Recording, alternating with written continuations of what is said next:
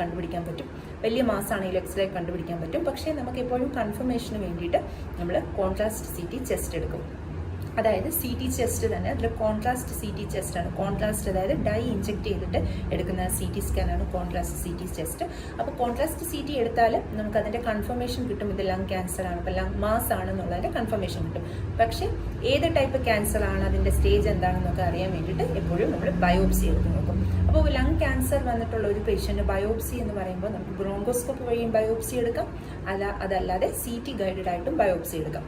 Bronchoscope വഴി എന്ന് പറയുമ്പോൾ നമ്മൾ എൻഡോസ്കോപ്പി ഒക്കെ ചെയ്യുന്ന പോലെ, വായിലൂടെ എൻഡോസ്കോപ്പി ഒക്കെ ചെയ്യുന്ന പോലെ ബ്രോങ്കോസ്കോപ്പ് ഇട്ടിട്ട് നമ്മൾ മൂക്കിലൂടെയോ വായിലൂടെയോ ബ്രോങ്കോസ്കോപ്പ് ഇട്ടിട്ട് ശ്വാസകോശത്തിൽ നിന്ന് നമുക്ക് ബയോപ്സി എടുക്കാം. അത് നമ്മളുടെ ബ്രോങ്കോസ്കോപ്പ് വെച്ചെടുക്കാൻ പറ്റുന്ന രീതിയിലുള്ള മാസാണെങ്കിലാണ് നമ്മളെപ്പോഴും ബ്രോങ്കോസ്കോപ്പിക് ബയോപ്സി ചെയ്യുന്നത്.